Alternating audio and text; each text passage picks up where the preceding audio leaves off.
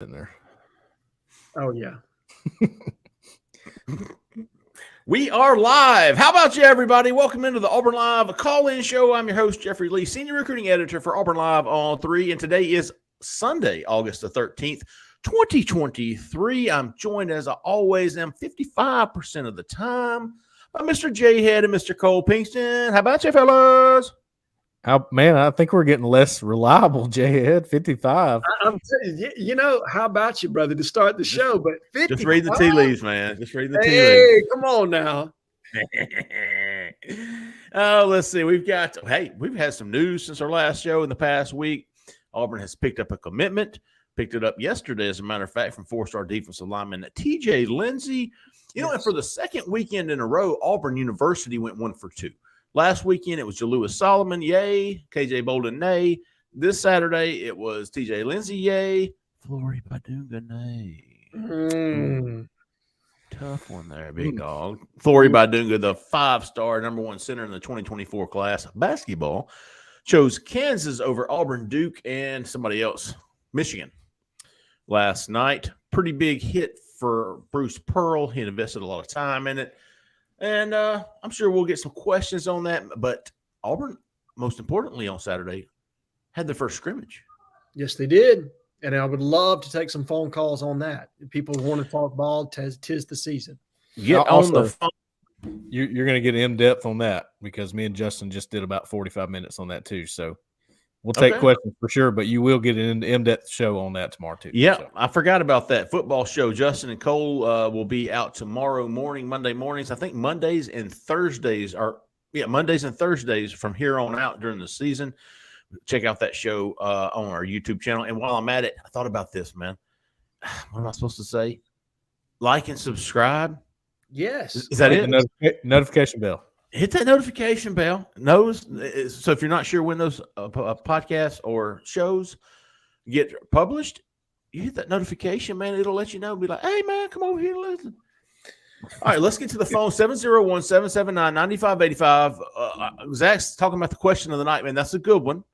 Let me think about that while I tell everybody to look no further if you're looking for a realtor in the Auburn, Opelika, Lee County area, dude. We have her. Her name is Jessica Andrus with the Talents Group. She is a 5-star realtor. She can do it all. Buying, selling. She can find you something to invest in.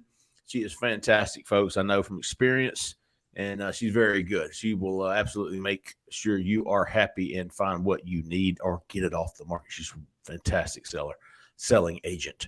Jessica Andrus with the Talents Groups, 334-704-4442. Tell her we sent you.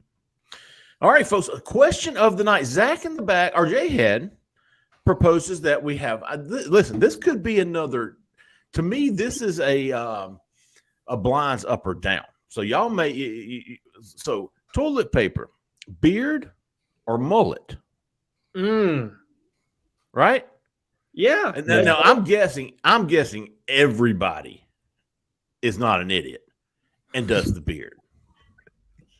Cole, are you shaking your head? Wait. Hold on. Beard is on the front. Beard is a waterfall. Yeah. So over the top. Mullet is business in the front, party in the back. I like the mullet. I'm with you, Jeffrey. I'm a beard guy on this one. Where's it? I want it to come from behind. You know what I mean? No, there's so many different directions. Take this right now. We need a pause button. Go ahead and leave the show, everybody. So for everybody that calls in from this point moving forward, mullet. Live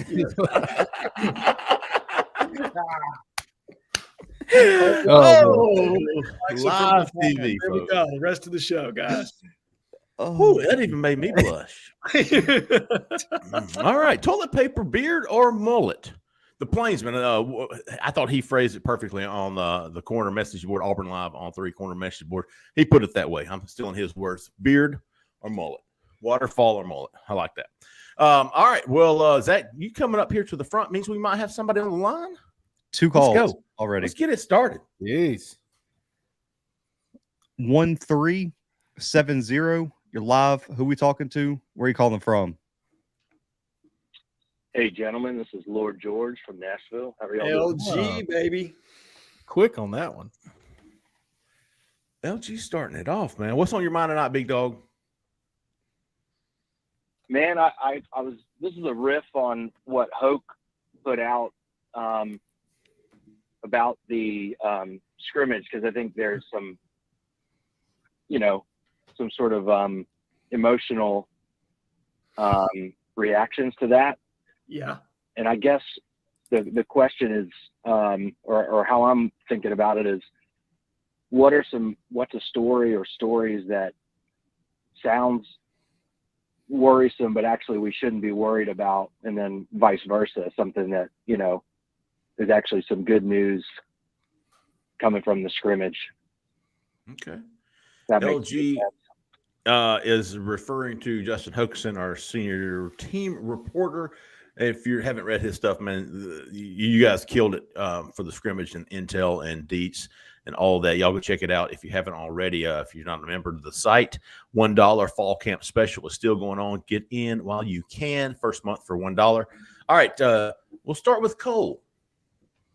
Something that's, I think LG is saying, appreciate you, LG, by the way. Is something getting overblown here? Is the quarterback situation being overblown? No. Okay. No, I don't think so. I think there's a legitimate battle going on at quarterback. Between Peyton Thorne, Holden Geriner, and Robbie Ashford. Okay. Here's the thing. I don't think Peyton Thorne was brought in not to be the starter, number one. Number two, I don't think you're going to get a named starter for a while, because if you do, and let's just say Robbie Ashford's third, is he going to pout about it? Is Holden Geriner going to pout about it? You don't want that going on. You want that competition to stay as strong as it can be. So you're going to keep it going for as long as you can, without it being detrimental to your offense. I think Hugh Freeze said it best.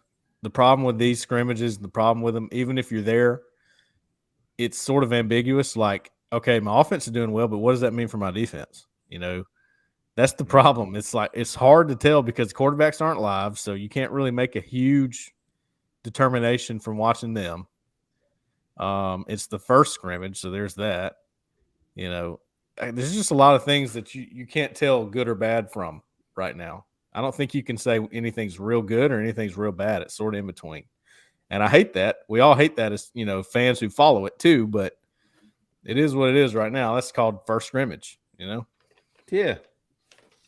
Hey, is Lord George still here? No. Hey, dude, I forgot to ask you, man, beard or mullet? Put it in the chat. Don't say what I said either. Yeah, Cole set the chat off. The chat's still going on from Cole. Yeah, we need some cleaner material there. To play devil's advocate, because I think that's what he was looking for. Is there a situation that's overblown, and is there a situation maybe we should worry about that we're not talking about right now?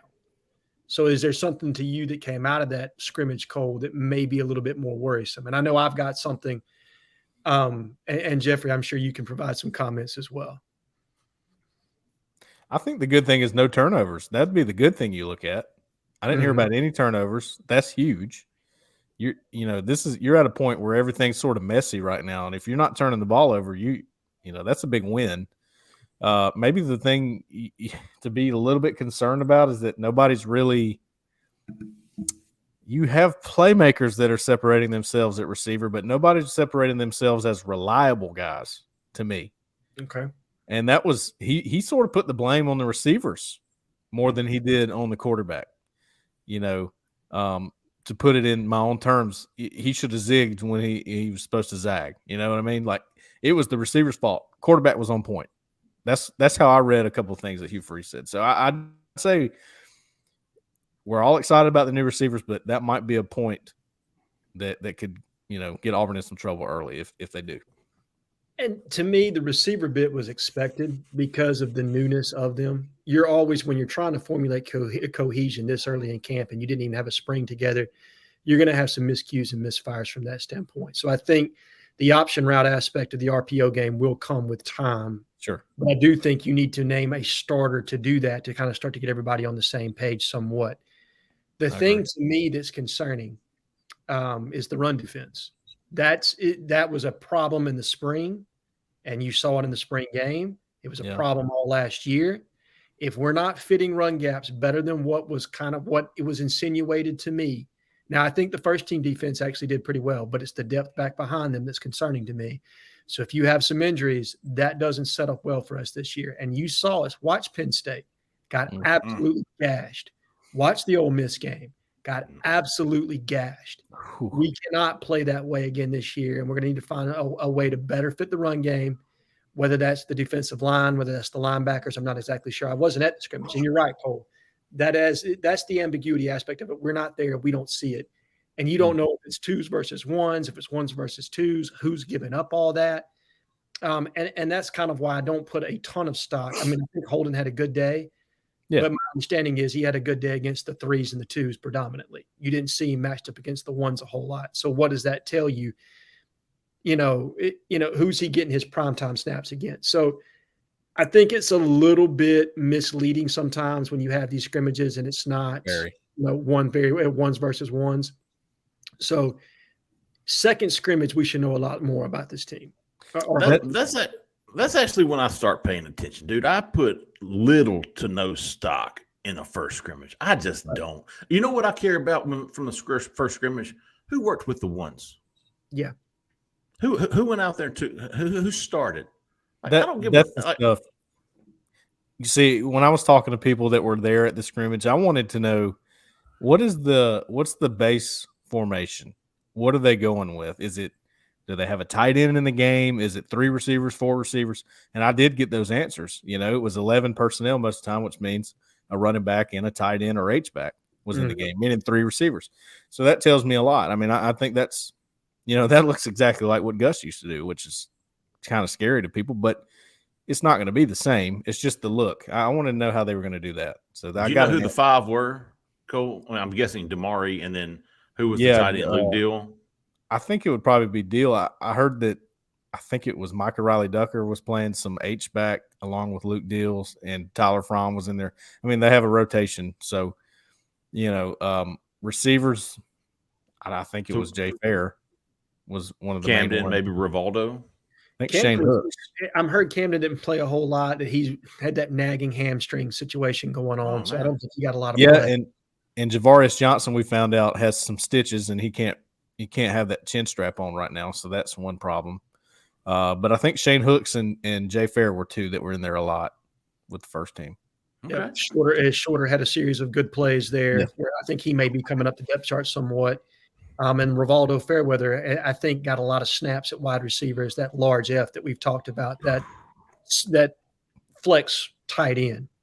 So in 11 personnel, it can look like 12 personnel, but realistically, they're treating him like a wide receiver in that set. Yeah.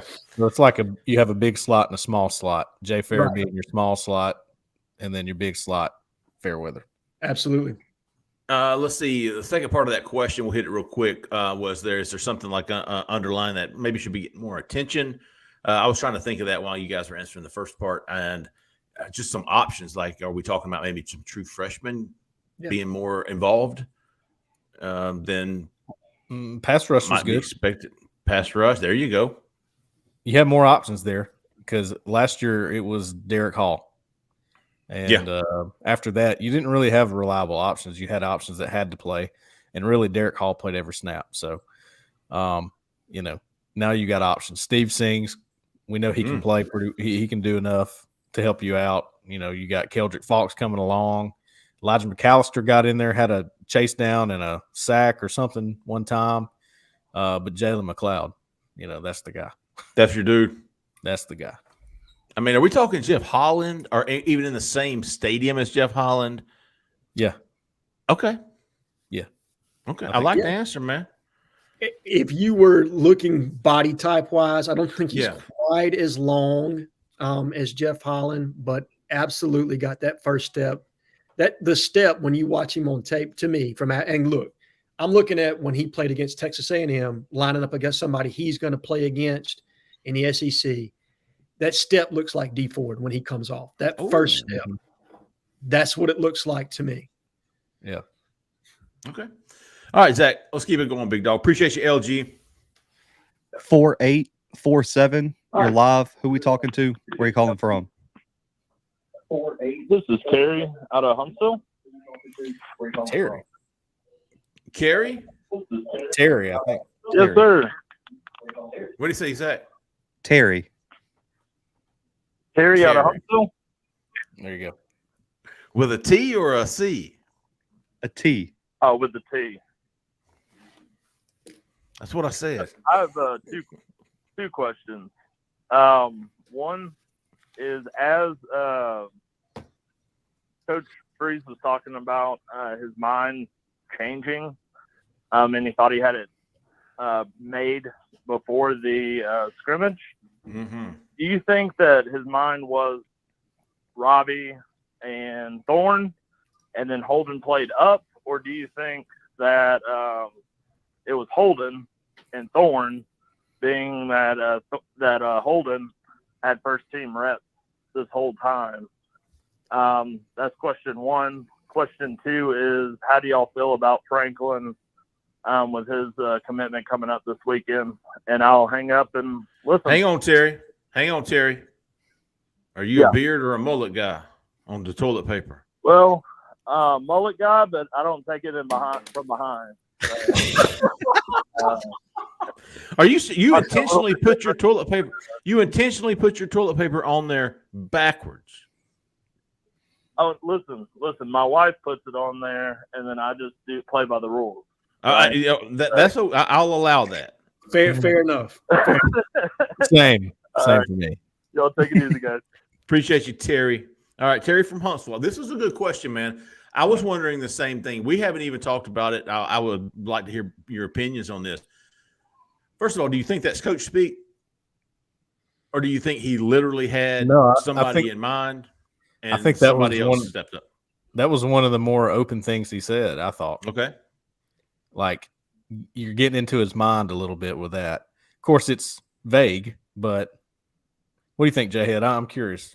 I think it's messaging, to be honest. I think he's looking for accountability at the quarterback position, and he's essentially putting everybody on notice right now. Like, I think that's his way of essentially saying, I think he's still got an order in his mind. I think he knows the direction he wants to go, but he doesn't want anybody getting comfortable, and he's not in any way, shape, form, or fashion going to allow that to happen. So I don't think it's coach speak per se, but I do think that he's casting a narrative out there like, look, regardless of the way you've practiced to this point, doesn't matter to me. If you don't perform when the lights are on, then I'll find somebody else.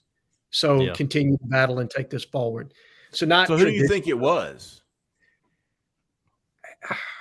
I do think I think Robbie is pushing Peyton Thorne right now. That's my gut feel. I think Holden had a really good day, but again, who did he have a good day against?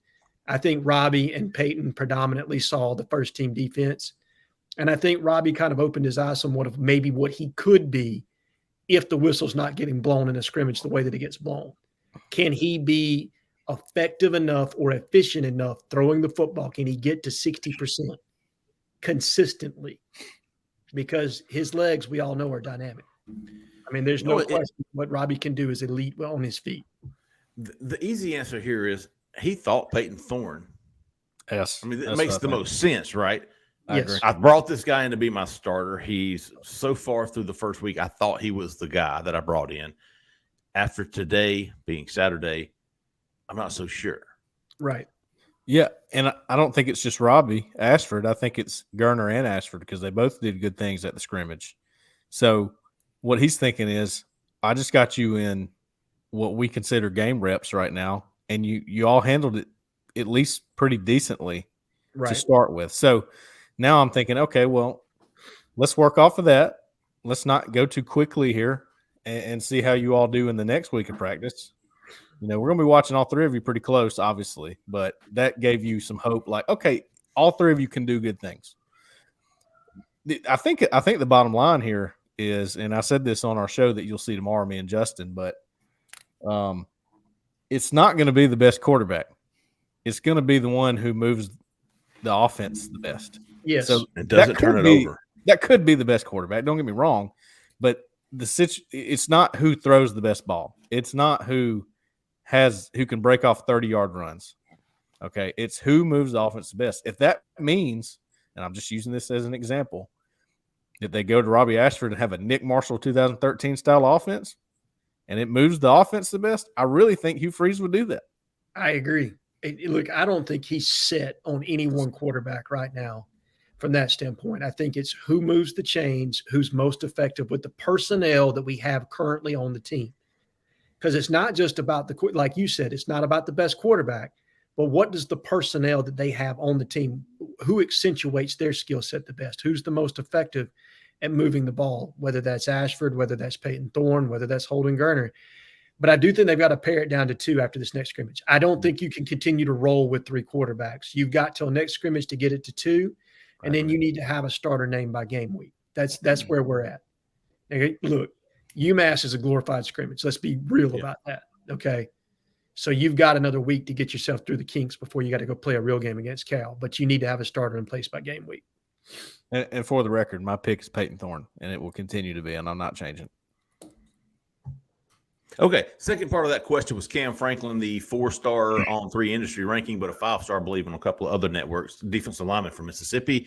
He's announcing his commitment on Saturday, which would be the 19th, August the 19th. Cole has a prediction in for Auburn. I've got him at 60% on the hot board. Anything new on your end, Cole? No, not really. No good. Just, we just found out about that date, the August 19th, so that was good to know. I moved him up to number 1 on my who could be next to commit just because he's the next date in line, it seems like. But I do think, I think Auburn's the surging team, and I think they've surged to a nice little lead here right now. Still got a little while to go, so I don't count anybody out. Never can. But I like where Auburn sits right now. Yep. I think that's fair. The timeline sure does add up for Auburn, doesn't it? Yeah, definitely. Yeah, if you're reading tea leaves, there's some pretty strong one in Auburn's favor. Now, as Cole said, look, Tennessee has proved to be very formidable on the recruiting trail. Miami's no slouch by any means. Obviously, the home state school in Ole Miss is still around, and I think Florida State is team number 5, if I'm reading everything accurately, and I don't put much stock in them right now, but I think it legitimately could be any one of the other 4, though I like the way things are trending for Auburn at the moment. Yeah, I think that's fair. I'm almost with Cole on the prediction. But man, we've seen these things flip and flop so many times, Yeah. But I agree with Cole. Right now, Auburn's the team to beat. I don't have any doubt about that. Good stuff, Terry. We appreciate your call, big dog. Keep us going there, Zach. 2457. You're live. Who we talking to? Where you calling from?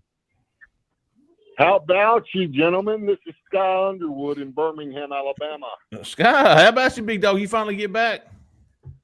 Yes, sir. Yes, sir. Had a great time down there, and man, I'm tuning in to the best Auburn football show on YouTube. Man, I love this show, and I appreciate y'all doing it, man. I'd like to make some comments. Y'all can tell me if you agree or disagree. Then I have a question for you. As far as fall camp is concerned, the quarterback room, I think it's becoming more obvious that maybe Holden, Geriner, I think he might have the best ball, the best arm. Robbie Ashford has the best legs. Is Peyton Thorne, is he the guy that maybe has the best combination of 2? And how important is Hugh Freeze and Philip Montgomery's offense that you have a quarterback that can do more than just one thing, that can throw and pass? I can foresee a situation where let's say Peyton Thorne is named the starter. I feel like due to Robbie's athletic ability that he's going to be involved in the offense in some way. He's going to have packages installed or whatever. But let's say Peyton Thorne gets injured mid-season. Couldn't you guys foresee Holden taking over that starting role and Robbie still being used in the packages and the ways that he wants to use them? I just don't know how important a quarterback is in Hugh's offense that can both run and pass. And my question for you guys is what do you think will be the Achilles heel of Auburn's 2023 football team? I think last year it was probably wide receiver play and run defense. And I know it's the first scrimmage of the fall, but man, reading that there was all these long runs, a little disconcerting because, man, I know all of us were sick to our stomachs knowing, Ole Miss rushed for 400 yards against us last year, and Penn State did what they did. That is not all. I just so far removed from what Auburn football is that it pained all of us. And I think, we all want to see a vastly improved run defense this year, but based upon the first scrimmage, it ain't looking too good. So let's say we do struggle in the run defense, and does that? And we always hear about tempo. I know a lot of that has to do with how the practice is run, but it has to do with Hugh's offense too.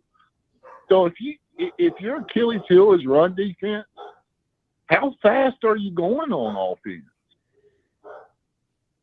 I think it probably depends on how many points you're giving up, if we're being honest. Hey, Sky, we're gonna get to that question, man. Before you go, beard or mullet? Well, personally, I have a beard as a flavor saver, but as far as my toilet paper is concerned, let me go looking. I didn't think. I like my man doesn't even know. It sounded like all you had to do was look over. Yeah. All right, Sky, go do some investigation. I'm gonna let y'all get at it. All right, big dog. Appreciate you, man. Peyton Thorne, the best of both worlds.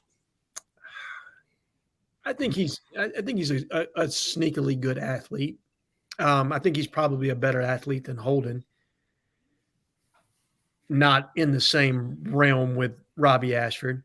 I mean, look, Robbie's a special talent from a mobility standpoint. I mean, there are things that you can do with him that you can't do with a lot of players from the quarterback position. Jhead, let me ask you this. If we saw what Hugh did last year with Malik Willis. If Malik Willis, 2 years ago, that's what I said. If Malik Willis is an 8 out of 10 when it comes to college dual threat quarterbacks, and he's probably higher than that. I don't know. Nick Marshall was certainly a 9 or pretty close to it. Mm-hmm. Right now, where would you have Robbie? I mean, if Robbie is your quarterback, are you running a similar style offense as Hugh did with Malik?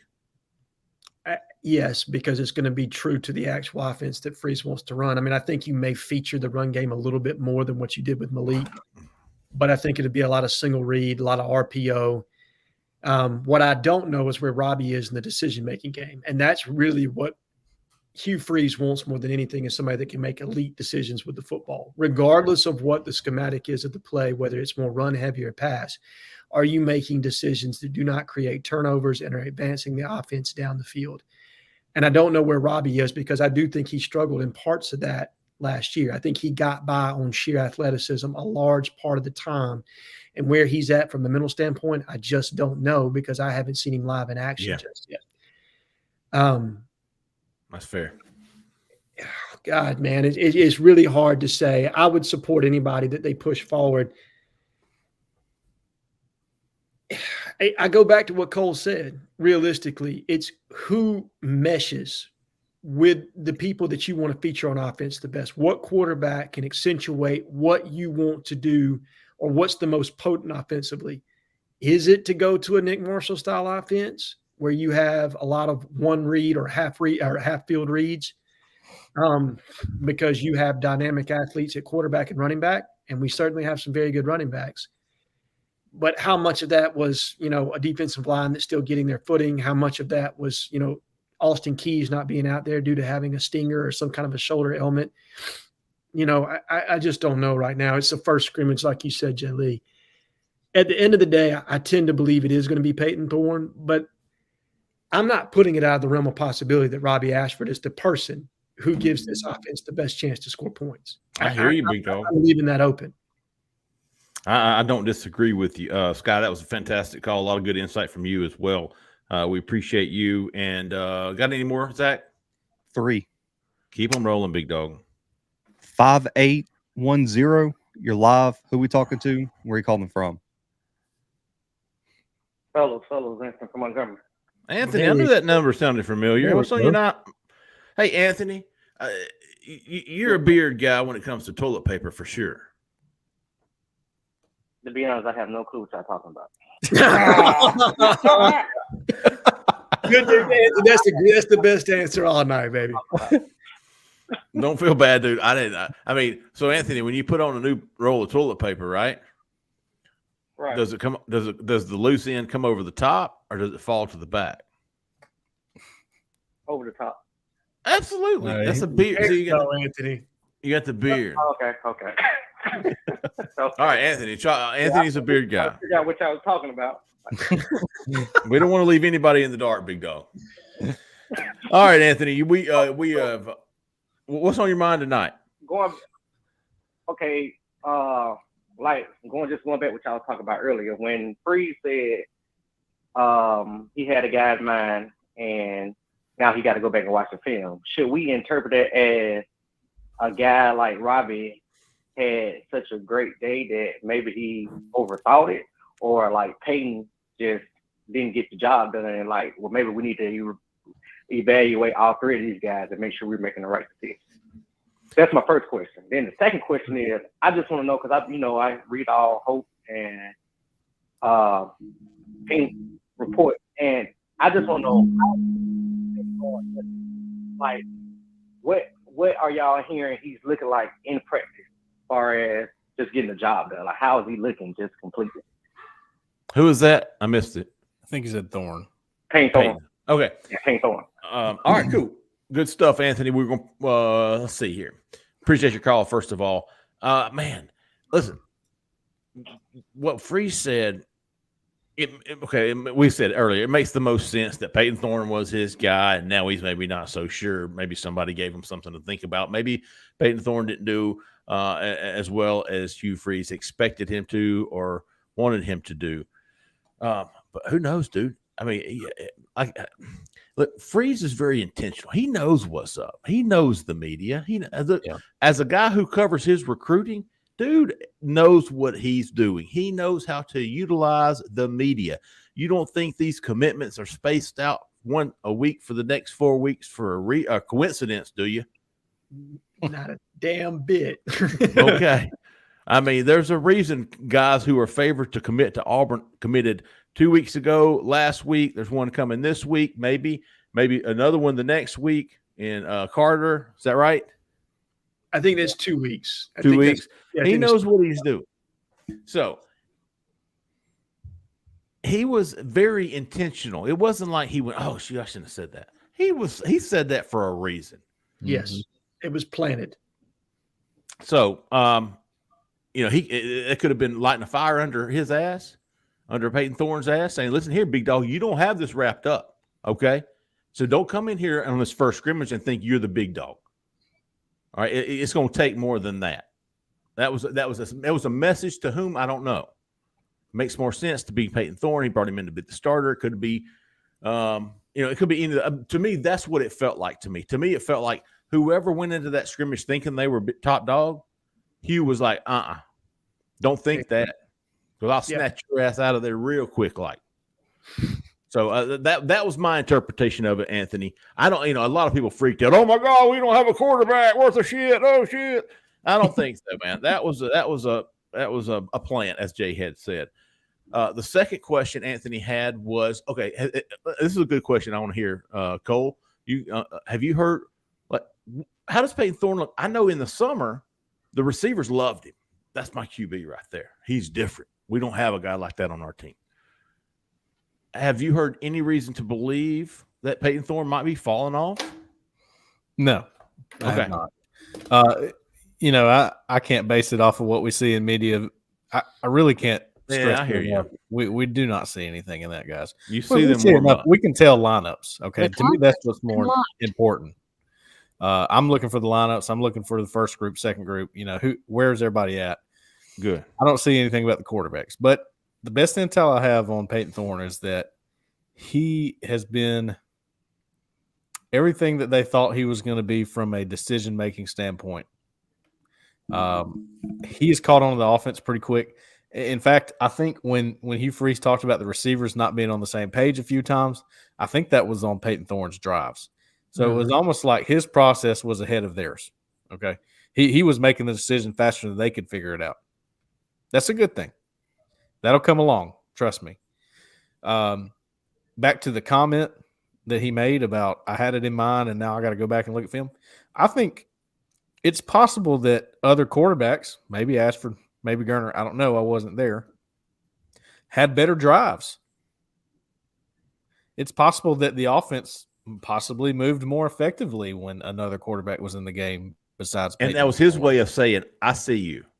Yes. Good job.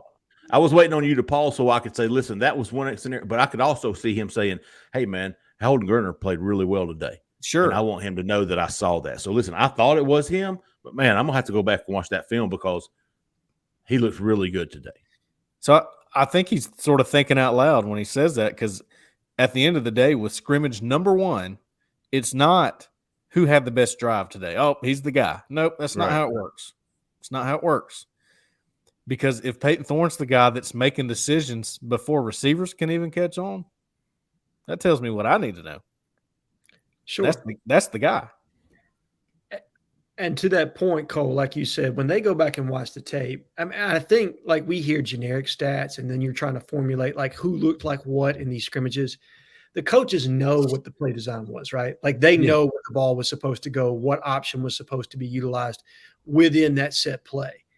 And so they're able to tell when they watch that 22 tape, they can tell exactly what should have taken place and did the quarterback make the right decision, and they'll be graded off of that.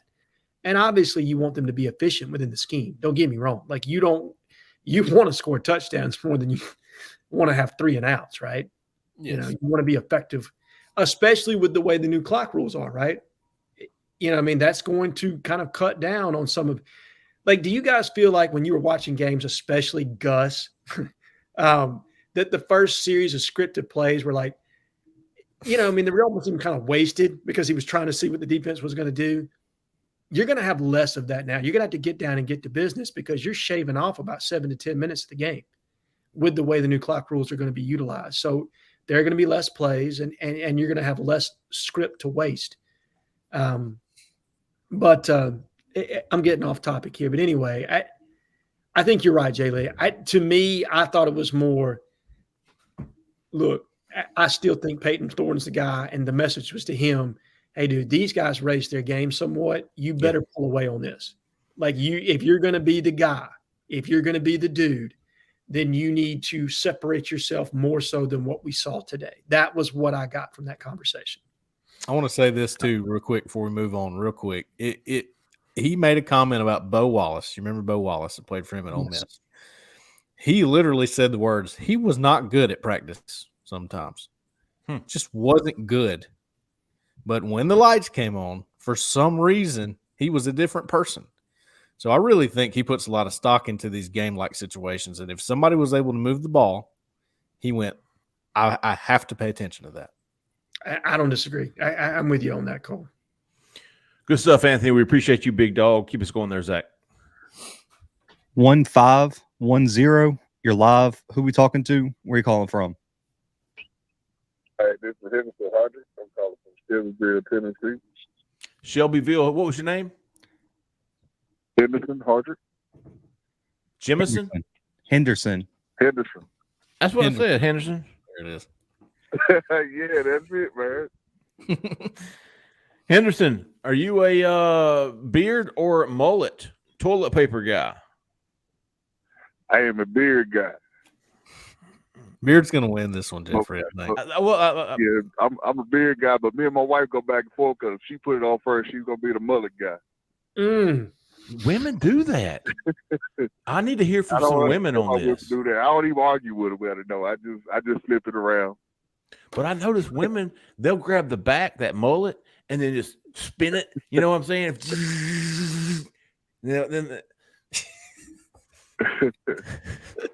All right, Henderson, what's on your mind tonight, big dog? I got a couple of things. All right, I know everybody's worried about this run defense, but y'all got to remember when Hugh Freeze was talking, when he spoke with the media, he said when he slowed the tempo down, the defense dominated. Mm-hmm. So we got to remember, man, that tempo may have been something different. Like everybody, you got to think you got kind of got some young pieces on the defense. You got some new people, so they trying to get themselves together, and get everything lined up the way it needs to be. You also have a new and improved offensive line. You do? Exactly.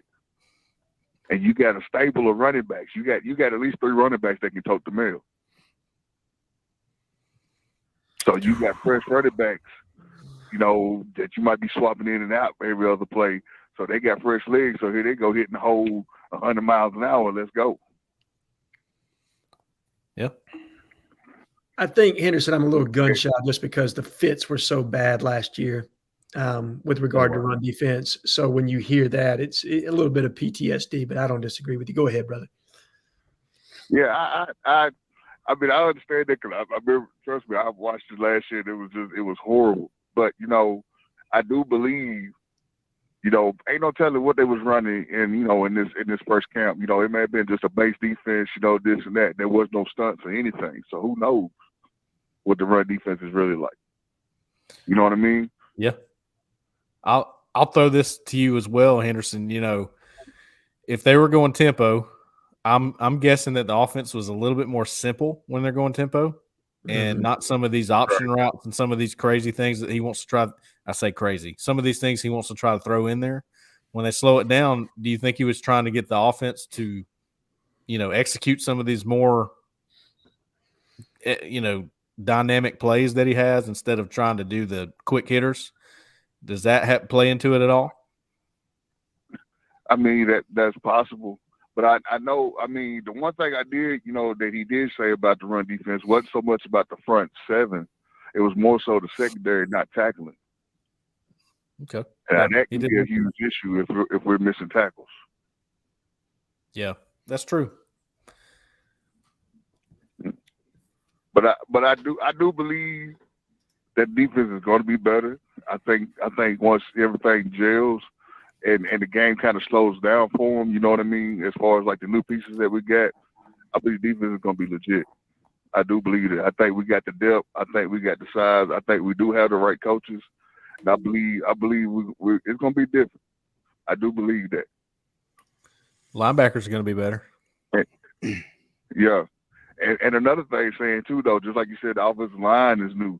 So if the offensive line is making holes, that should tell you that as far as offensively, we were already improved more than what we were last year, because last year's running back get the ball and he could hit in the mouth as soon as he touched the ball. That's true.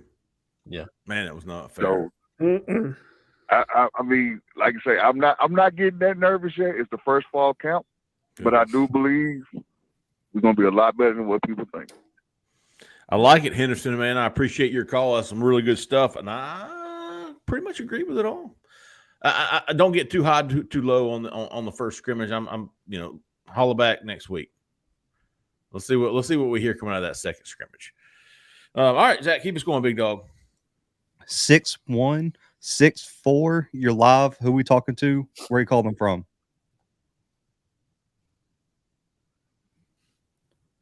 Six 6'4". You're live. There he is. Hey, how's it going? Pretty good, How's it man. going, How you man? doing? Good. Cool. I appreciate your call. Thank you guys for answering. What's your name? Where are you calling from? Beard or mullet? My name's Todd. I'm from Carrollton, Georgia, and I am, I'd say beard, honestly. Sure. There you go. All Good right. man. Listen, Todd, let's be honest here. If anybody uses mullet, it's either A, their wife did it, or their significant other. Yeah. Or they were in a hurry and didn't want to do the, when you got the free roll and you got to take the paper and you got to like wrap it around your hand. Yeah, we've all been there, bro. I mean, that's when I blow my nose, you know what I mean? Might as well just go. Oh my gosh, Todd, talk to us, big dog. What's on your mind tonight about Auburn football? I'm just thinking about Kevin Bo just glazing my face with gum. Kevin Bodis? Mm-hmm. What happened? We lose Todd? We lost Todd. Huh, interesting. All right. 5960. You're live. Who we talking to? Where you calling from? Man, I ain't got to tell you who you talking to or who you talking Oh, There he is. I know that number, man. to. I ain't What got was to tell you all that kind of information. How y'all guys doing, man? What's up, Doing kid? mighty fine.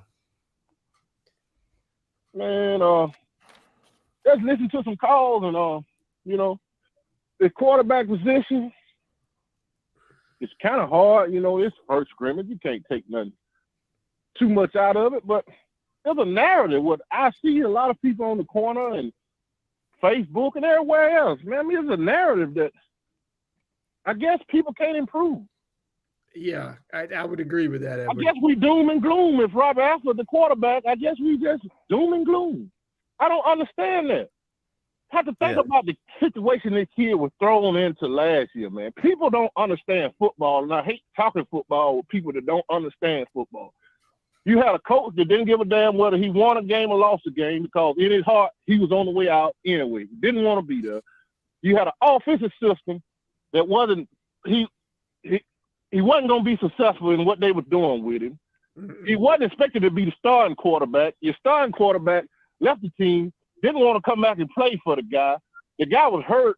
His backup, Holden, wasn't ready to go in the game last year. The man played with a damn bad shoulder the whole year. Plus, you had an offensive line. You named me a quarterback. You could put Bryce Young behind the offensive line last year. He would have looked bad. Put Caleb Williams behind the offensive line we had last year. They would have looked bad. Maybe we finally got some coaches that know how to coach a quarterback. Robert Alford wasn't no slouch coming out of Hoover High School, folks. He wasn't. Preach, Edward. Go ahead. I don't understand, man. I like throwing, but don't get me wrong. I still think whoever he named the quarterback for UMass won't be the same quarterback when you play Alabama no way. The truth be told. I think there's a potential for that. There definitely is. Really? You don't think the guy who starts the season finishes the season? Well, No, I take a do look not. at how many quarterbacks got injured in the SEC. Well, hold on. That's different now. But as far as playing and you're saying that I think. Go ahead. Go ahead. I want to hear you. Performance is what I'm saying. All right. So you think the guy who starts the first game won't be starting the last game because of performance, not because of injury? I'm telling you, this stretch of game that we're going to go through, Texas A&M, I don't know exact order, LSU, Georgia, Ole Miss, I think that stretch of game going to tell a whole lot about who finished the season at quarterback. I'm not concerned about who started the quarterback. At least I got confidence in Robert Alford in this. Robert Alford done faced some SEC defenses. Hell, Robert Alford, how many yards he ran for against Alabama last year? 100+ for sure. Yeah. Huh. Okay. Robert Alford done seen that. I ain't gonna give up hope in him, and y'all know he wasn't my favorite quarterback, but hey, I got to have it back, cause man, I'm with my guy. But as far as this run defense now, I heard the guy say, I guess because we were going fast, that caused some problems. Okay. I had problems last year. I had problems in the spring game. Yes. And I'm still having problems in my run fits. That tells me something. I got some personnel issues somewhere. I got some guys that probably in some position that I got to find somebody better behind them. Because what I'm going to do when Lane brings Junkin to Jordan, I'm like, hey, y'all slow the offense down, man. We can't stop that. That's what we're going to do. That's what you had to do for them to catch up yesterday. When we go to Death Valley, hey, man, y'all slow it down. Yeah, you only have so many timeouts. Too fast. What Now, we gonna do? The best thing for their run fit is to get Justin Rogers whooped in shape in a hurry. But I like Jason Jones, but I need a dog in my nose. If you're going to play that style of defense, you got to have a dog at that nose guard position. I got to have a dog. And my linebackers, regardless of the nose guard, do his job to keep the linebacker clean. If you ain't making a run fit and making a tackle, what the nose guard just did was all for nothing. Anyway. And in this defense, it's more about the safeties coming downhill on run fit just as much as it is the linebacker. True. The safeties play a big part in the run defense and the run robber defense. You better go back and break the tape now. A lot of time it ain't the defensive end with the edge contained. It's the safety coming downhill. Better watch it, man. I'd have broken down and seen it. And if the right pieces ain't there, that's why Baylor got rid of him last year. They couldn't stop the run. You got to have the pieces in place in the defense, though. They was horrible against the run. Oklahoma State just ran it down the throat. He didn't have the pieces. Yeah. Good players make a good bit of difference. Absolutely. Especially if you're going to be aggressive when you're front, you're going to be slanting, twisting, stunning, all that good stuff. And that's what Roberts has said he wants to do. They want to slant the front a good bit. So your safety is absolutely going to have to be able to come up in run fit situations. That you're not lying on that. That's for sure. And it was concerning to me as well. Now I do think, look, that by the time they get to Ole Miss on the schedule, they'll have hashed a lot of things out. You're talking about a lot of games there, but I'm with you. It does not inspire confidence with me, and I don't give a pass for having to slow things down on tempo. Now, I'll say this: your transitioning schemes. Maybe they want to get some things in front of these kids so that they can see some things first, and they'll go back to the tempo game to see how they adjust to it in the second scrimmage. But no, it definitely gave me some pause for concern when you hear that many big runs being ripped off by that many different guys, especially in the first scrimmage defense predominantly, because you know what's coming. Like you've practiced against it for the better part of 10 days when you've been banging against each other. You know the play call. You know what's coming. My point exactly, Jhead. My point exactly. You know what's coming. And look, we all know. Look, we all play football here on this show, and you know you cheat in practice when you know what's coming, regardless of what you're supposed to do. Yeah, all that goes out the window because you're a competitor, and damn it, you're going to sell out because you know what's about to come. And I made a post. If you can't stop the run in this league, you won't win, man. Mississippi State was known for passes. Mississippi State ran the ball down our throat last year and the year before that. We couldn't stop it. That's right. I think, but here's what I want to say. I think we got the personnel. I just think it's some guys that it's gonna have to be some shuffling around, man. We got the personnel. I think he's there, honestly. But it's gonna be some guys. You'll see. They're gonna get moved around. Auburn's got a favorable schedule, man. If they can just get past Cal, they got a really good schedule to get everybody on the same page before A&M. Right? It's set up perfectly for them, man. It's set up perfectly for them. You can go 4-0 in September. Who knows? We let everything forward late October get here. So I don't think we'll lose to some of them teams. People count us out again. I don't, but is A&M? I'm gonna let y'all guys. All right, Edward. Hey, call of the night, big dog. We appreciate it. As Jhead said, spot effing on, big dog. Really good stuff. I appreciate y'all, man. Yes, sir. Always. September 2nd, 9th, 16th, then A&M, right, on the 23rd, Yes. and then Georgia. Yes.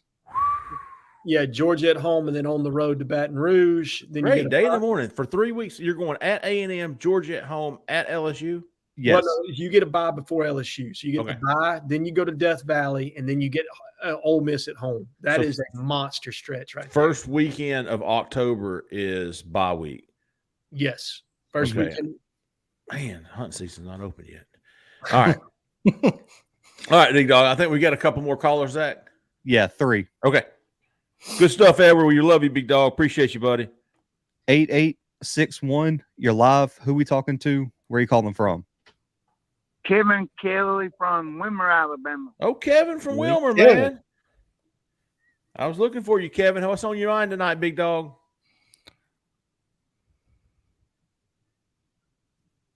How about Marcus Riddick and Perry Thompson?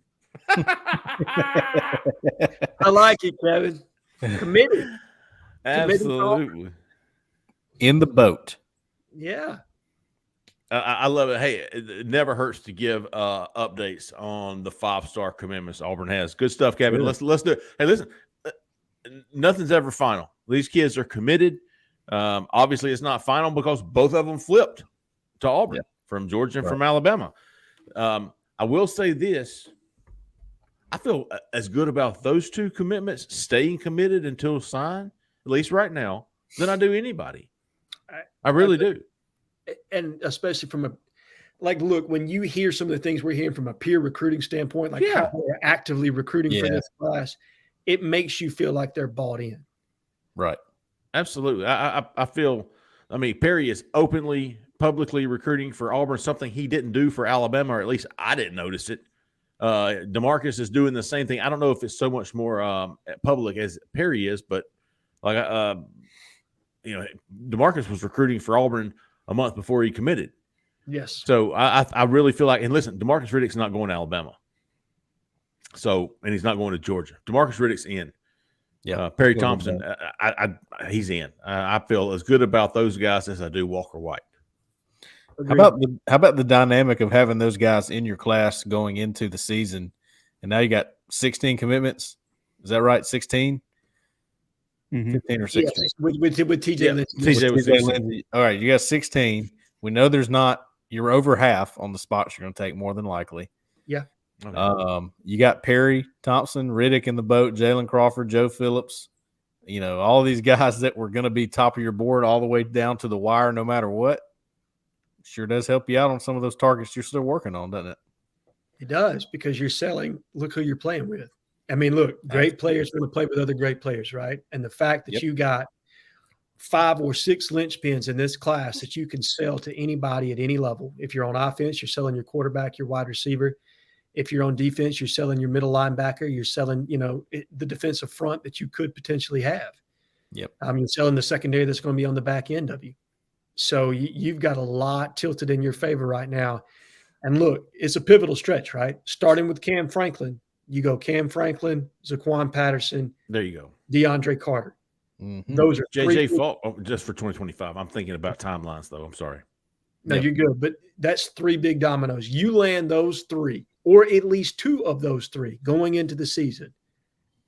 Guys, that's top 10 right there. Yeah. And that's where we talked about where Hugh Freeze wants to live is in the top 10. You're in it squarely, in my honest opinion. Yes. 14 right now, and you've got what? Cam Franklin this weekend. You've got Zaquan this weekend too, right? 23rd. 23rd or 22nd. So 10 days, the middle of next week. Yep. DeAndre, 1st of September-ish. 3rd. Yes. September 3rd-ish. I think that's what's been floated. Yeah, I've heard that date. I haven't locked it down, but that's – yeah, I don't think that's confirmed, but I think – so you get 2 of those 3. Yeah. Zaquan, I don't know. I'm 50-50 on him of Auburn the field. I really don't know yet. I think we'll know a lot more next week. I agree. I want to I'm ready to see who these names are on these home game visitors lists going in, because now you can swing for the fences, man. You can spend all your time and kill it with 25s. 25s. Yeah, I was thinking that too. You can go ahead and get some guys in the boat for 25. Not to mention, why not just absolutely ring Kevin Riley's phone off the hook? Hey, come on down for a game. Come on down for another game. These guys that you feel like have gotten away. Hey, Preston Talmua, hadn't heard from you in a while, or, hadn't seen you in a while. Come on down. Yeah. That kind of stuff, man. There's some guys floating around out there, some targets who you probably thought were gone that you'll see pop up at a game, I bet. Well, absolutely, because look how much you've narrowed your board. Look, if we get to 18, 19 commits, and you're just squarely at that position, you're communicating with a guy that's committed, and how much you can swing or spend your time other than game planning, obviously, in preparation during the week for the game. When you're actually doing your recruiting, how much more open your board is to guys, like you said, call those high-end blue chip guys that you think you missed on that you just want to try to slowly work your way back in on. Kevin Riley is a prime example, a guy that's committed to Miami. Well, what happens if Miami goes 6-6 this year, 5-7? Do you think Kevin Riley really wants to stick? Who knows? Or Kevin Florida. Riley, Jamonte Waller, Jamison Riggs, a lot of these names that you thought don't even pay attention to them. I'm telling you, they're going to pop up. There's going to be a lot of. I mean, first of all the offensive linemen are committed elsewhere, right? I mean, DeAndre Carter, I think, is one. Reese Baker is another, but everybody else pretty much on that board, I would imagine, is committed elsewhere. Yeah. Had a story about Cohen Eccles. Auburn still on him. Khalil House. Auburn still on him. You got to think Ben Agamaya is still working. Preston Taumua. Man, I just read off those names like I knew what I was doing. So a lot of those offensive line is what's going to be interesting to me. And I listen. I really think in recruiting, as we get closer to, if we get into the season, is only going to get better. Man, people are going to see. I have faith that Hugh Freeze is going to put a very, very fine product on the field this fall. Oh yeah, I really do. Me too. So I'm expecting the season to go fairly well. I think there's going to be a lot of optimism and hope. Yep. When people walk away, and I think the recruits are going to have the same ideas. And I think by the time September gets here, I would not be surprised to see Auburn finish top 8. Yeah. Look, I think you're going to go 7-5 this year. I think you're going to be in every game. You're going to pull an upset like we've talked about. You're going to get a bowl game. And like you said, I could see a path to top 8 without a doubt. Sure. Inside the top 5 is a little difficult for me to see right now, but top 8, yeah, I can absolutely see that. Mm-hmm. Kevin, good stuff, big dog. We always appreciate you calling in, man. Loyal caller, listener, and we sure do appreciate you, Kevin. All right, Zach, keep us going, big dog. 7874. You're live. Who we talking to? Where are you calling from? What's up, fellas? What's up? How about you? Hey, who got on the horn? From Mumford. From Montford. What'd you say your name was? Hayden. Hayden? I'm normally in the chat, but I wanted to call in. Caden. Okay. Caden, man. What's up, Caden from Montford? Sylvester Smith neighborhood. Also,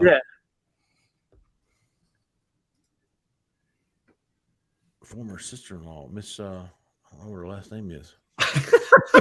She taught at Montford. She was Gaither. How old are you, Kevin? I mean, anyway, go ahead, Cade. Oh, first of all, beard or mullet on your TP? Beard. There's only one right answer there. Thank you. All right, and of course, you put your blinds up as well, right? You Jeffrey, don't bring that back. Yeah, blinds up. Yeah. All right. Hey, listen, Cade and I we got a lot in common. Salt on your watermelon. It's a trifecta. Salt on the watermelon's a negative. I shouldn't have gone there. Yeah. It's my time, Elizabeth. All right, 2 out of 3 is not bad. All right, Caden, what's on your mind tonight, big dog? Just one quick question. I always try to have an expectation for the football team coming into the season, like a threshold of wins they need to get to for the momentum to keep going. Mm-hmm. And with the recent recruiting success, I was just wondering if I kind of thought 7 wins was the number they needed to get to keep the momentum going. Has the recent recruiting success changed that number, lowered it, raised it? A number of wins they need to get to keep momentum going? Where Hugh Freeze can say, we only won 6 games, but, look what I got coming. Just wanted you guys' thoughts on that. Appreciate your work, and I'll hang up. Appreciate it, Caden. That's good stuff, man. I was asked this, I think 2 weeks ago. My number was 7 with a potential bowl win. I don't think 6-6 with the bowl win to 7-6. I think it's 7 regular season wins and then going to a bowl game and getting that 8, carrying that momentum. That's I think we're all pretty much consensus on that. I think everybody is 7-5. So I can, all right. So this is the way I'll break it out. 6-6 to me, I think you can still get a top 10 class if you get to a book because you're selling improvement, right? Sure. Like 5-7 the year before, where it's 6-6. but I think it hurts you in 2025. I think 7-5 with a bowl win is a lot more momentum rolling into 2025, and that could be a monster class. And that's what I would like to see us is top 10 this year, maybe pushing top 5 in 2025 with the way you can set the plate on that class. Completely agree, Jhead. People forget about that, man. 2025 class, man, they got a lot of talent that's right there within Auburn's reach. And Auburn could have a monster 2025 class, hell, just from getting half of the in-state kids, half of the top 20 in-state kids. Yeah. Good stuff, though, Caden. We appreciate your call, buddy. Zach, keep us going. Last caller of the night, 6422. You're live. Who we talking to? Where are you calling from? I'm Miller. Yep. Heard Miller. Didn't hear where you're from. I'm from Chelsea, Alabama. Got it. Beard or mullet? I'm beard on the toilet paper.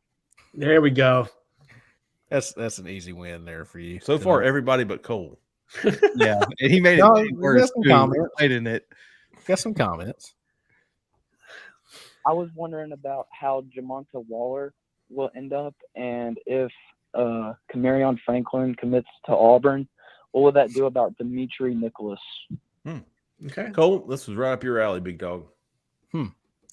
Okay. Jamonta Waller. Yes, he is definitely still on the radar.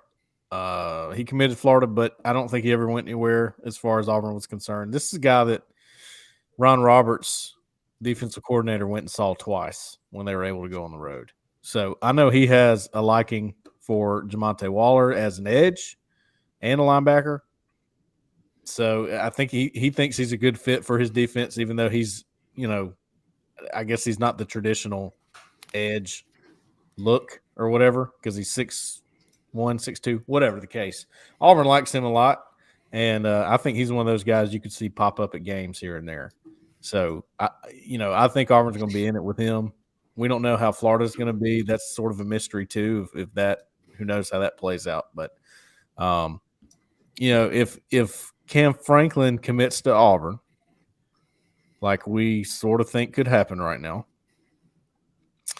Dimitri Nicholas is an interesting one. I right now I feel like he's going to be in the class, but if you get him, then you've got TJ Lindsey, Malik Blockton, and Cam Franklin. Mm-hmm. Do they take one more guy? And if they do they want it to be Dimitri Nicholas? Do they maybe swing for the fences on somebody else that's out there that might be a higher rated guy, or just somebody they think is a top tier guy? And I'm not saying they don't think that about Nicholas. They obviously think highly of him, but it's possible they swing to the very top if they have one spot to give. I mean, why not, right? I think that's fair. I think you get Cam Franklin in the boat, and you can chill out for a little bit. Listen, if Auburn wants Dimitri Nicholas, they can get him. I think we've all established that. I think that's well established. I agree. Dimitri Nicholas wants in this class. I just don't know that Auburn's ready to take him. It could be a guy that they want to watch 4 or 5 games of a senior year. Maybe he's a lot better than other people think he is. Maybe he's a lot better than maybe he's an automatic take. Who knows? But I think you get Cam Franklin. Jamonta Waller to me is an interesting one. I think he was one of those. You remember how people were just up and committing to A&M last year out of the blue, and people were like, "What the hell?" Florida went through the same crap. Was it June or July? It was like every other day. Yeah. It was like this dude committed. Like was Florida even in his top 2 or 3 or whatever? Jamonta Waller was one of those guys. I thought Auburn would be an absolute contender for him throughout. And just all of a sudden, I think he took a visit to Florida, and it was just committed. So those are the kind of guys, to me, that you can, if you're a college, you can sway. You can sway. And I don't think there's a lot of confidence that Florida's going to kill it this year. Well, I know they just named Graham Mertz their starting quarterback, and he's a transfer from Wisconsin. I was going to say, I never heard of that guy. I mean, he's terrible. I don't know much about him, but he didn't make a lot of noise at Wisconsin. So. His name is Mertz. Mertz. Mertz. Mertz. Like the rental car company. Yeah. Like kind of. Yeah. He was a top 10, Elite 11 type guy coming out of high school, had a pretty good freshman year, and then 2 down years at Wisconsin back to back. Who knows? Maybe Billy found something there. I honestly don't know. But I think Florida's got to win enough to keep some guys in this class. Like, they've got to get 6 or 7 in this. Well, because season. wouldn't you say that if they don't have a good season, if they have a 5-win or something, is Billy Napier on the hot seat? Because that could cause a lot of problems with their class. Hot seat, not for that. I mean, like, I don't think he's getting fired after 2 years. But I do think moving into year 3, things are they're toasty, man. What did he go last? Did he not go 5-7 last year? 6 4 and 8. Yeah, it was 6 and bad. 7. It was. I thought it was like 4 wins or something like that. 6 and 7 because they got smoked in the bowl game. Kind of crazy when you have a bad year like that, but your quarterback goes in the first round. Isn't that That's why. Yeah, that's why I don't think this year's going to be good. You couldn't win with Anthony Richardson, and you're going to have Graham Mertz, and now you're going to win the Natty. Look, Not going to happen. I'm going to say this on the show right now. Anthony Richardson's going to be a bust in the NFL. But he is better than Graham Mertz. Is he better than Vanderbilt last year? Yeah. 0-3. But Dude, he got drafted on tools and tools alone. You watch, he's going to be hanging out with Jamarcus Russell. You know what I mean? And everybody else that can't play quarterback in the NFL, dude. That's where it's going. I'm telling you right now. Their best. They have Etienne's little brother, a running back who's pretty good. Trevor. But Trevor Etienne. They have some good pieces actually, because I've looked at it. I've talked to Keith about what they got to, and I just 6 don't know. and 7. Look, Billy wants to play bully ball. Okay, that's what he wants to do. He wants to pound. He wants to do exactly what he did at Louisiana. He wants to pound the football. He wants to be efficient in the play action game, utilize some RPO, and make things ugly. Now, can they? I don't. Defensively is what it bothers me about Florida. I don't know if Austin Armstrong is really the savant that everybody thinks he's going to be. I think he's good. I think he's very good, but I think he's also really young. So it'll be interesting to see. That's for sure. We have a few quick questions if you guys want to hit these real quick. Yeah, let's get them. Mitchell Feemster. Oh, Cole, any Deron Reed news? Yeah, I got a very small intel quote on him the other day. I asked about him. I said, hadn't heard much from him. The answer was getting better every day. There you go. Okay, that's about all you can ask of a true all I can give you right now. So we'll see what happens with him. Corey wants to know what in the hell is going on with Under Armour. Any percentage chance y'all think Auburn renews with Under Armour? Jhead, that's a you question because I have no idea. I don't have a clue. So right now where we are, Corey, is I think everybody's a little freaked out because the CEO / former president of Under Armour recently visited Auburn's campus. My understanding of the situation is John Cohen plans to take our apparel deal to market. They plan to hear out every big apparel provider, that being Under Armour, Adidas, Nike, and Jordan Brand.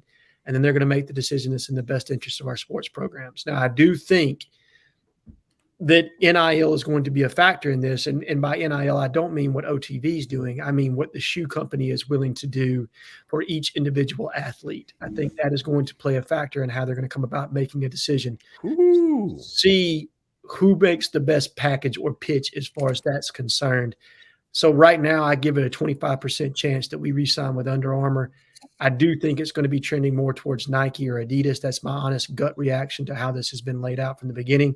But I mean, I think they're in the hunt. They're probably going to give you a pretty sizable offer because I don't think Under Armour wants to see Auburn walk away. We're a marquee brand for them. Who did they just sign? Huge. Notre Dame. They Notre Dame. Just re-up Notre Dame to a massive deal. They've lost some teams here recently, and I don't think they want to lose Auburn. I mean, Auburn is a brand school for them. And do I think that makes them the betting favorite? No, I don't. I think John Cohen is committed to hearing other people out. And I don't think the commitment to the amount of cash the school is going to get matters. I do believe that the type of apparel and the type of NIL deals that are going to be offered for those athletes to wear their brand is what's going to matter moving forward. I believe that. Click clack, big dog. Keep us going there, Zach. SS Austin. Was Click Clack? Was that when Under Armour found first time? Yeah, he had that commercial. Yeah. Click Clack. Click Clack. How do y'all feel about the TJ Lindsay pickup? Cole? Good. Very good. You have a Love comparison? Love that addition. You know, just to compare him to somebody like the position they played or the role they played, I said Colby Wooden on the board just because I think that's going to be his style. He's listed at 6'3", 270 for on three. I think he's bigger than that, man. He's like I think that was a year ago. I saw Hayes Fawcett list him at 6'5", 290, or maybe even pushing 300. I think he's 6'4", 6'5". That's what I'm. Go ahead. I mean, he towered. Look, I'm not very tall, but he towered over me. Okay, and he's got that NFL frame. I mean, he's a top frame in the class of 2024 in the country. I was told every bit of 6'4". There you go. He's 6'5" with cleats on. James Barnett wants to know, we do have an elite running back room, not making an excuse, but what other SEC teams are as deep as us in the running back room? Trying to consistently stop our running backs is probably difficult. So what other SEC are as deep as Auburn in the running back room?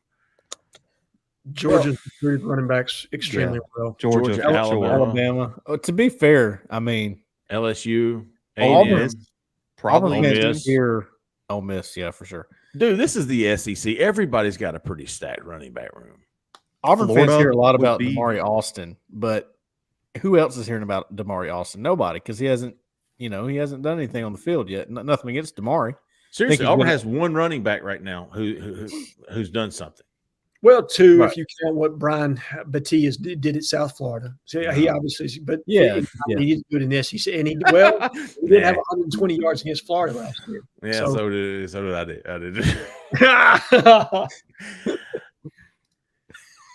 I just think the SEC. I mean, everybody's got good running backs in the SEC. Scott Vicker wants to know, what do y'all think about Marcus Davis? What do y'all think Marcus Davis said to his room after Freeze said his receivers were crap, or loafing, or ran wrong routes? What do you think he said to his room? Did you hear what he said?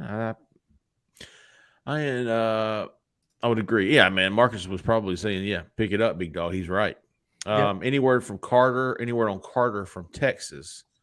He's talking about DeAndre Carter. Yeah, I think because Texas is like, I wonder if he's like talking about the intel, because I know Texas is one of the other teams in his recruitment. That's so probably what he means.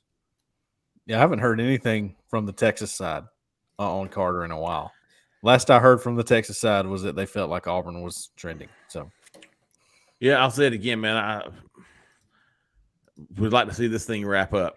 It's never a good thing when they keep putting it off. If it gets to September and it's, I don't know what to think about that. I mean, we talked, I think, the last week about, as long as the date that keeps getting pushed back, it's not because of, nefarious purposes as far as the recruiting goes, then it's Auburn. But when a team is very high, or when a team is believed to be as high perceived leader as Auburn is for this kid, and it just keeps dragging out, it's typically not a good sign. I'm not there yet with Carter. No, me neither. I still think Auburn is the choice, but we'll see if he can't set a date. I mean, what set a date, big dog? Yeah, if you see a set date, then you're going to feel really good about it. Right. Sean Feely, what's one position group will be most improved compared to last year, excluding the line, because that's a given? I think we've touched on this before. I think wide receivers, linebackers. Linebackers, my choice. Wide receiver. I think by the end of the year, what Shane is, because right now with Camden being hurt, he really hasn't been able to practice to this point. I don't know what you're going to get out of him. But Jair Shorter and Shane Hooks, how good are they by the end of the year? How good or effective is Caleb Burton and or Jay Fair taking that step forward? I think those are guys that have the potential to get better each game they play as they become more, aware of all the nuanced routes that they need to run, what the adjustments that they need to make post-snap and pre. I think that sets up well for them because they got the physical skill set to do it. Josh Corbett wants to ask via Zach in the back, do the guys think, I guess that's us, except for Cole, At least tonight. Hey, do the guys think one day colleges will have classes locked up before the season starts? Man, we're trending that way. If you would have told me 10 years ago that Auburn would have 20 commitments before kickoff, I would have said you're crazy. It will never happen. But here we are. Auburn's going to have close to 20 commitments. I think we all agree that, right? 18 to 20 commitments. Yeah.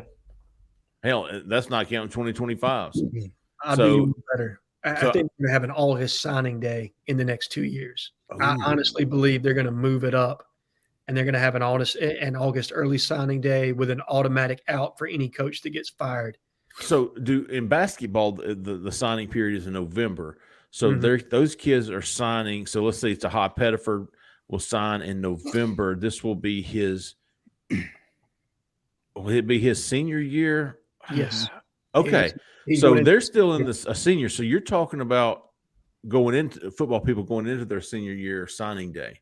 Yes. I think you're going to have an early signing day, and then you're going to have a late signing day in February. Signing day before they even go to class as a senior? Before the senior season even starts? I believe that's the way it's going. I honestly think the NCAA is going to grant an early signing day sometime within that first week of August so that coaches can kind of lay to bed their class, whatever it's Boy, that would be so nice.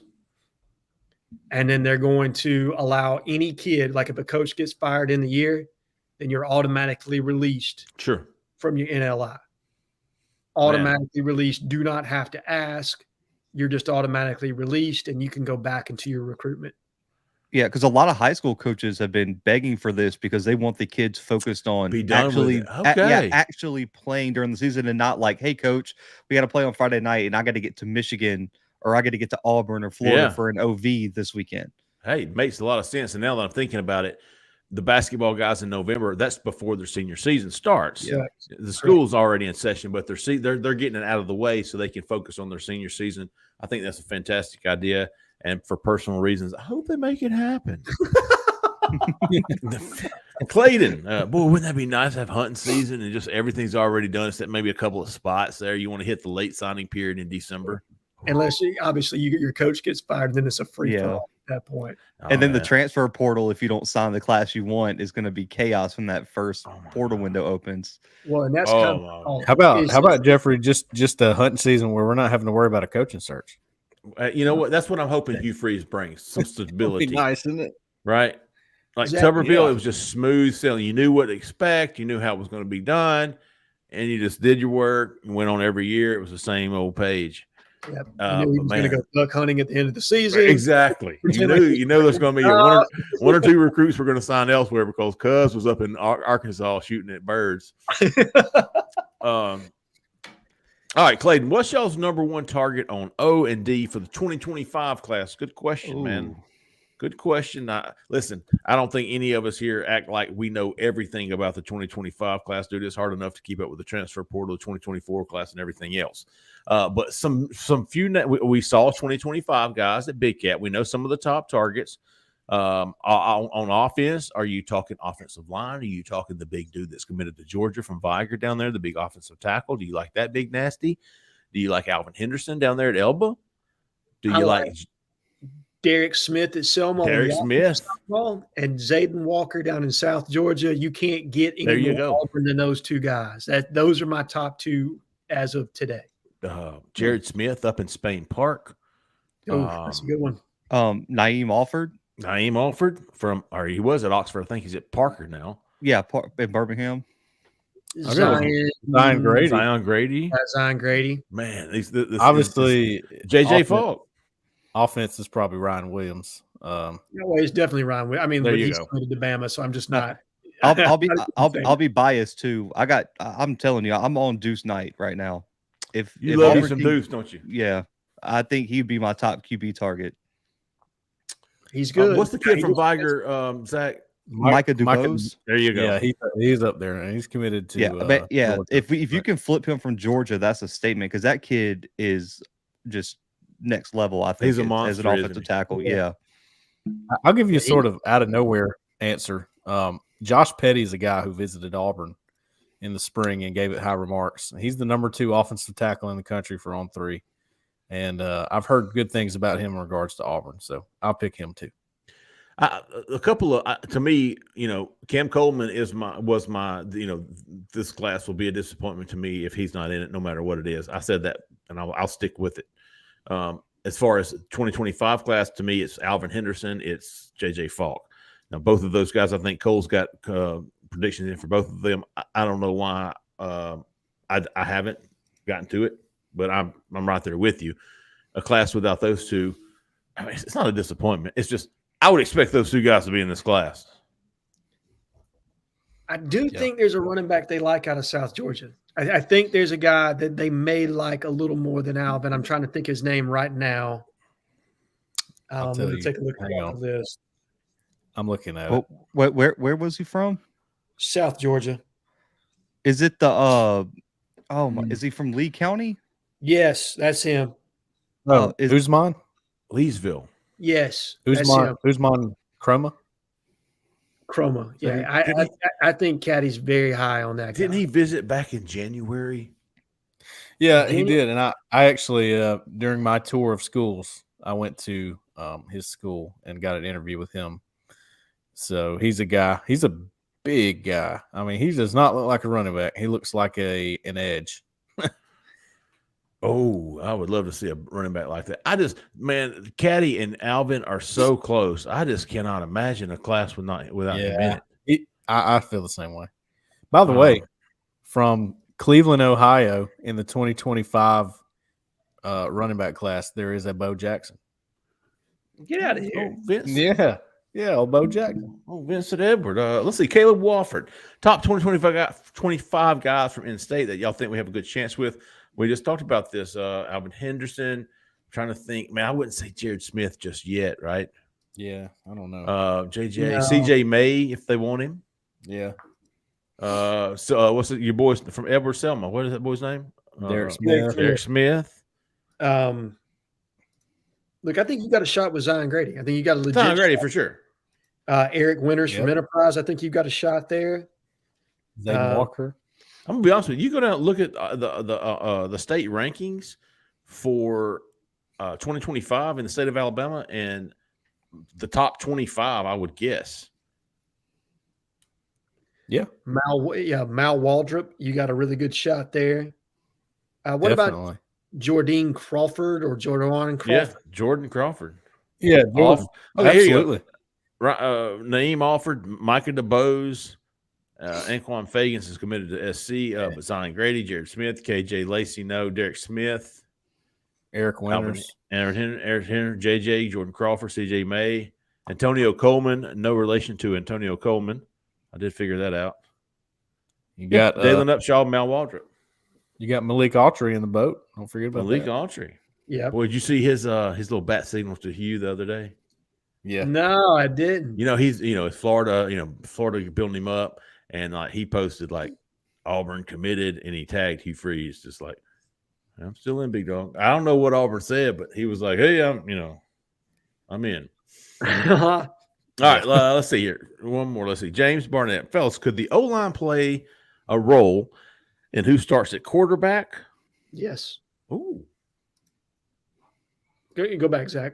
Oh, my bad. Let's see. I think I lost that comment. That one was from a while back. That's all right. Why do you think that? Why do you say that, Jhead? I'm curious. Because how much protection can they provide? Look, if they are legitimately giving a quarterback 4 seconds to throw the football, then that means that you can have Peyton Thorne and or Holden Geriner in the game, and you're not feeling like you're going to absolutely expose them to getting just beat up. That's true. If you're talking 2 seconds or less, then you better put Robbie Ashford in the game. Otherwise, you're going to be in trouble, brother. That's for sure. What's interesting, if they can hold it for like 4 seconds, it's probably Holden Geriner. You know what I'm saying? He throws a really pretty ball, dude. That's I know. For sure. You give him time, he might be the best. There it is. Pure passer of anyone of all of them. But that's not realistic to think they can. You know what I mean? It's gonna be up and down. Especially with as many new parts as you've got. I mean, you've got Gunnar Britton, who's moving up from Western Kentucky. You have obviously got the guy that we think is an absolute stud, Dylan Wade, that's coming from Tulsa. And then you haven't even set really who your left guard is going to be just yet, though I think it's going to be Jeremiah right in the end. I just can't see Tate. Yeah. I know Tate's a great kid, and he's a leader for this team, but I cannot see Tate Johnson beating out. Cole, have you heard anything more about Connor Lew and where he's working? Yeah, he's working at center and guard. With the ones? But no. Okay. But he's pushing, though. He's really pushing. I mean, they're having a hard time telling him no. I put it that way. He would be my freshman All-American pick if I were to have to choose an offensive guy. Don't forget about Jaden Muskrat, guys. He's getting some talk. But you got to think, he knows this offensive. He knows the terminology. Yeah, okay? He does. So that helps him a lot. If what Edward said, the starter for Mercer may not be the starter at Alabama, I think that's absolutely going to be the case for one of those guard spots. I think that could be true. I think that could very much be true. And I do think Muskrat's getting some play at tackle. I think he is going to be an absolute swing. Sure. I think he's getting legit looks at both spots. Yeah. This is a good one right here to end on. Eric Moss, the cabbage eating, engaged young fella who I inspired, with my love and affection. Freeze flipped 7 players last year. It was if Eric put the over under at 4.5 this year, flippers. What are y'all taking? Over or under? Remember, he's already flipped DeMarcus Riddick and Perry Thompson. I would say over easy. So do you think 5 or more? Do you think he flips 3 more? Yes, I do too. Mm-hmm. Who's still on the board that he's going to flip? Well, I'm thinking offensive line. Yes. All right. From that standpoint, you're going to have to. There's 2 that stick out of my mind right now that you're going to have to get, and then if you get one more, you're there. So yes. A flip doesn't necessarily mean a Perry Thompson flip. I mean, right. That's the one that got the buzz, but there are going to be some more under the radar flips that could happen. I mean, TJ Lockhart and Jude Foster are 2 guys to watch for sure. Who's the running back that's committed to Duke Watson? Did you say that, Jhead? Duke Watson, Kevin Riley. Kevin Riley, there you go. Your running back's going to have to be a flip. Most of your offensive line are going to have to be a flip. Yeah. Jamonte Waller is still on is a flip. And then if Auburn misses on Camarion Franklin for some reason, I don't think they're going to stop recruiting him either. Right. How about, to answer somebody's question earlier, I don't remember who asked it, but the Camarion Franklin, Demetri Nicholas question. Yeah. Don't forget about Jeremiah Beeman out there. And listen, to be fair, it's not technically a flip, but don't think he didn't flip Joe Phillips and Jalewis Solomon either. Oh, yeah. Mr. Beautiful in the chat there, Cam Coleman. Oh, yeah. Cam Coleman. There you go.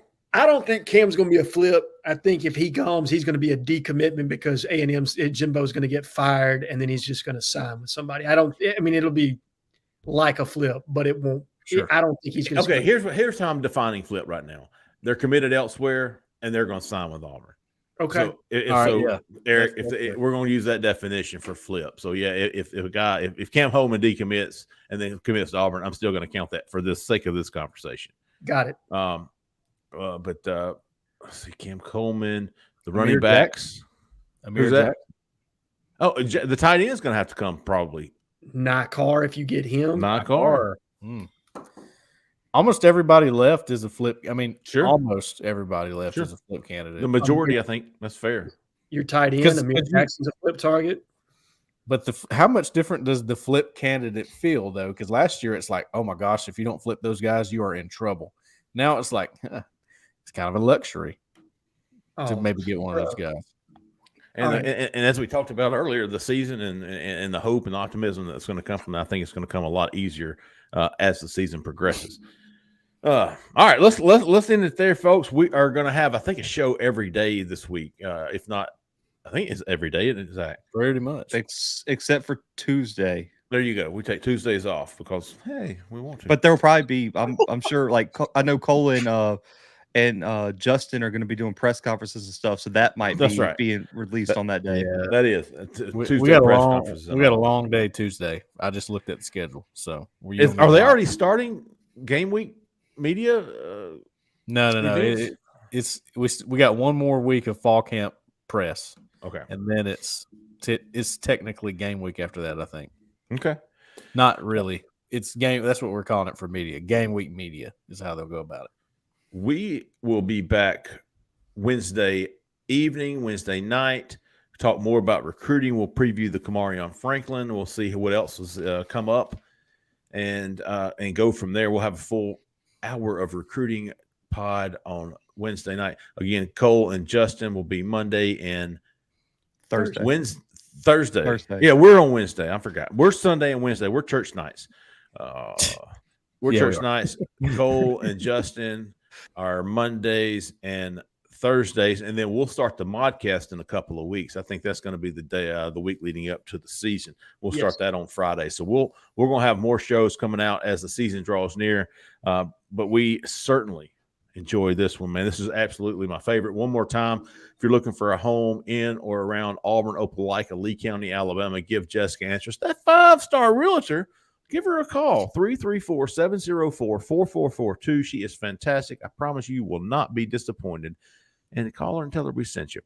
Hey, folks, we appreciate Lord George. We appreciate Terry. We appreciate Sky, Anthony, Henderson, Todd, Edward, Kevin, Caden, and Miller. We appreciate all the calls tonight. We appreciate everybody watching. We appreciate everybody listening. For Jhead, for Cole, for Zach in the back who came to the front, I'm Jeffrey Lee. Y'all stay out of that left lane. See ya.